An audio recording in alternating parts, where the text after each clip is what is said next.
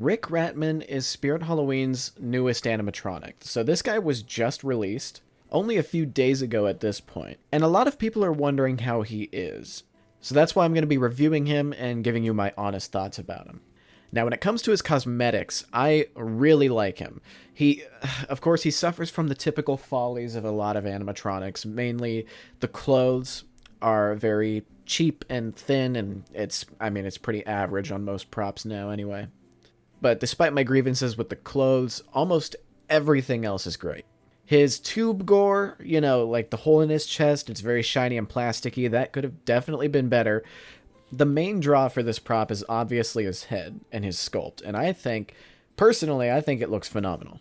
Just like with every other Spirit prop ever, the paint job could look better, but again, this is a mass-produced product. But I think it looks fine for what it is. I genuinely think he's very scary looking. Not to me, but I can imagine a lot of people being uncomfortable around him. I especially love his jaw and the way his lower jaw and upper jaw are sculpted. I love his almost over-exaggerated features. I think they look very nice. Of course, the rat in his head is probably the best part. The way it shakes around as he moves and, the implications that it's just kind of nibbling away. For me, it's definitely his sculpt that takes the cake. It's the main reason I really wanted him as bad as I did, and it's basically just the reason I love him in general. I just think there's something so gnarly about it. And I love his one eye as well. It's the typical Crazy Create eye, where they have kind of like the photorealistic image with the lens over it. It looks pretty good, and it's pretty detailed too. So cosmetically, I think he's pretty good. As far as his animation goes, it's a pretty typical thrashing prop. He's sort of just like Experimental Eddie, except instead of the mechanism being in the hips, it's in the shoulders. But there's nothing special about the mech this time around. Same exact thrashing mechanism, same exact module, everything's the same, he's just built slightly different. As for his audio, I really do enjoy his audio, and fun fact, those stock rat sound effects are present in a lot of other media. I immediately recognize them from Amnesia: The Dark Descent. Some of those same sound effects are used in that game. And of course, his groans are really well done. I actually really like the way he sounds, and of course it's very visceral as well. You can hear the rats eating him, and he's groaning in pain, and they're squeaking. I think it's pretty good. His groans are definitely very reflective of his expression and how he's sculpted, so that's very good. As far as quality goes, material-wise, I already kind of touched on the clothes. They could be better, but that's said about every prop. Honestly, there's not that much of a difference between him and any other standard life size. He's got the same CCL control box that we're all used to. The only thing maybe notable about his design is his base, which I find a little odd. The corners of the base are more rounded than usual, and the line through the base is going vertical, and also the base itself is just a little lighter than I feel like it should be.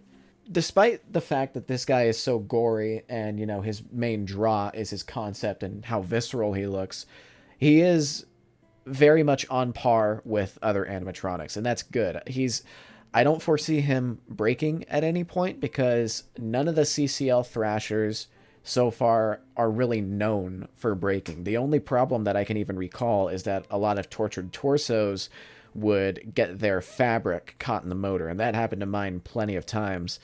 But aside from that one, none of their thrashing props have really had many issues, so I don't really see a reason for him to start having issues. Another plus about him is that he, as a whole, is actually pretty lightweight, so he's very easy to move around and transport, and he's not a pain in the ass to move around, which I always appreciate. And considering how good the sculpt is on this prop already, this is a perfect prop for anyone to buy and touch up themselves. This guy is a perfect template for that, because you can make him look even scarier. So for people who love rehauling props, I think they'll have a field day with this one. It's actually really nice to see Spirit getting back on the gore train again. It's been a long time since we've gotten a dedicated, body horror prop, if you know what I mean. We've been getting elements of gore every now and then, like Poor George being cut in half and he's got the stump, and there's some other props like Jerry that are a little gory. So we've been getting bits and pieces, but it's been a long time since we've had a very just straight up visceral kind of gory prop like this. So it's a good sign. And given the fact that we're also getting a circus theme this year, it really does seem like Spirit is kind of leaning in a little more with an open ear. And I don't know, that's a good sign to me. I think we could be in for good things this year. And I've also noticed it seems like the compromise might be gory props are online only and not in stores. I know a lot of people would love to see them back in stores, but I don't think that's going to happen given how many parents would complain about it, because, you know, there's quite a few who wouldn't, but there's always those few that are going to cause problems. So I honestly do think the perfect compromise is for props like this to just be sold online only and just keep them out of the stores. We still get them either way.